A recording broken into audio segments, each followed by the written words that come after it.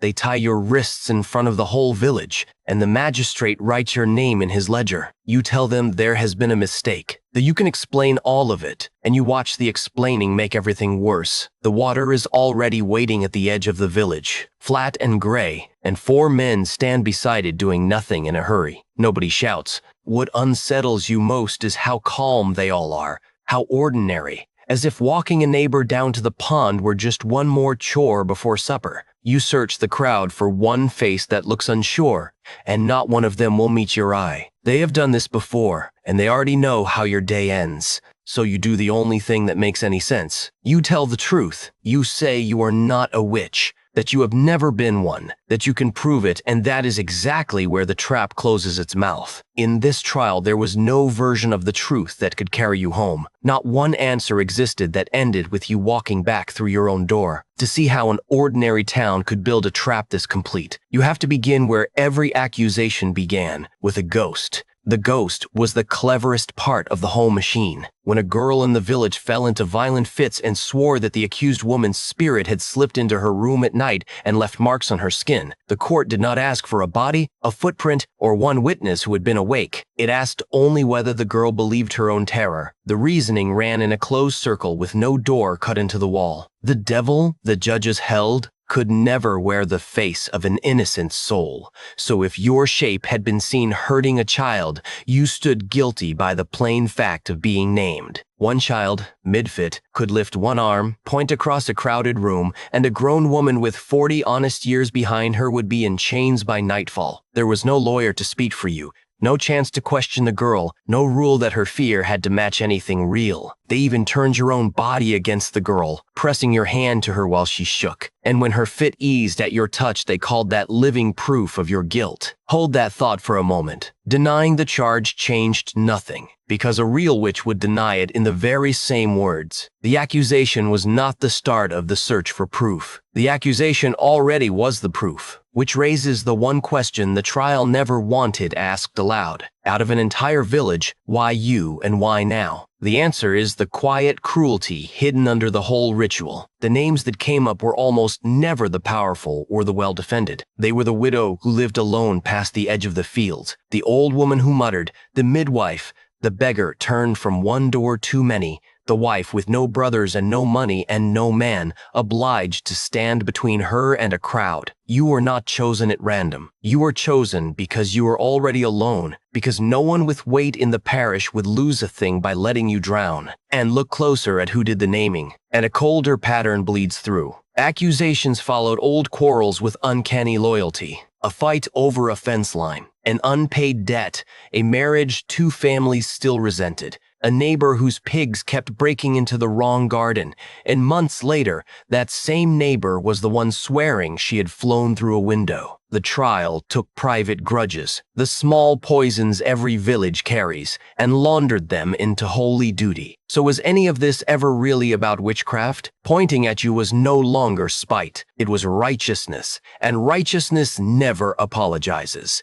And none of it was quick. Months could pass between the first accusation and any verdict. The prisoner spent that whole stretch in a stone cell, in iron she was forced to pay for by the day, while the fees climbed against a family that could no longer work her fields. People died in there before they ever reached a courtroom. A 4-year-old girl spent half a year chained in a Salem cell because her mother had been named, and watched the dark do its slow work on her mind. Even the waiting was designed to break the prisoner. By now you would beg for one honest test, one trial that could actually come back clean. Was there nothing in this whole town that stayed fair? They offered 2, and both were sealed shut from the start. First came the prayer. Recite the Lord's Prayer from beginning to end without one stumble. The thinking went, and no servant of the devil could force the holy words past his lips. So the accused practiced all night in their cells, clinging to the one wall still standing between them and the rope. A preacher named George Burroughs climbed the ladder to hang, and from the noose he spoke the whole prayer, flawless,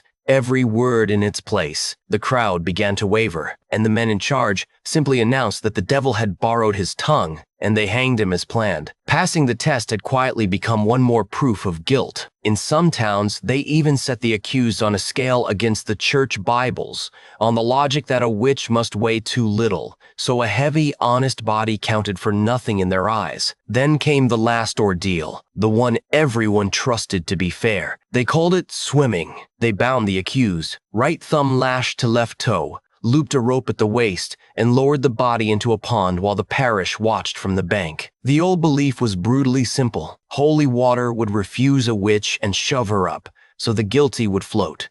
The water would accept an innocent soul, and so the innocent would sink. To prove you were innocent, you had to sink into the cold, bound and helpless, and let the water close over your head. The proof of your innocence and the moment of your drowning were the same instant. Float, and the noose was already waiting. Sink, and the rope might rise holding nothing but a drowned and blameless body. So if even the water will not spare you, surely surrender wins you mercy. Surely confessing buys your life back. And here at the very bottom, the trial finally showed something shaped like a door. Confess, and you would be spared. It was even true. Across the worst of it, the ones who broke and admitted everything were almost never the ones who climbed the gallows. And the rope was saved, over and over, for those who held firm and swore they were innocent. So the whole town absorbed a lesson that ran exactly backward.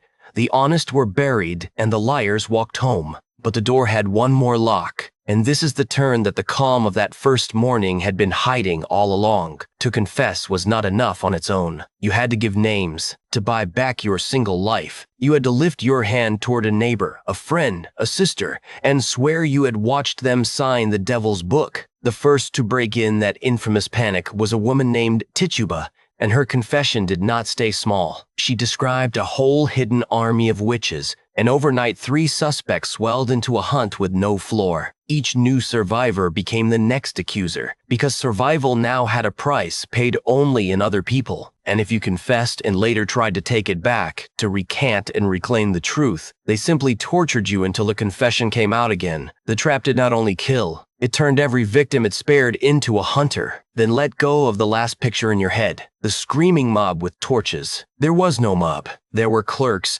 dating the records in careful ink, judges keeping the hours, ministers weighing the evidence by lamplight and sleeping soundly after. And if you refused to play the game at all, if you simply refused to speak, an old farmer named Giles Corey refused, and they laid a board across his chest and stacked stones on it for 2 days to force a plea he would never speak, and his ribs gave out beneath the weight. In one Massachusetts village alone, the year that ledger filled, more than 150 people were accused. 19 were hanged, and 1 was crushed under stones, and not one of them was ever shown to have done a single thing. No input existed that the machine would ever read as free. Confess, deny, float, sink, or stand silent. Every door had been painted onto solid wall. The terror of the witch trial was never that a village lost its mind. The terror is that it kept perfect order, and that order had left no room inside it for an innocent person to go on living. So stand yourself back at the edge of that gray water, wrists bound,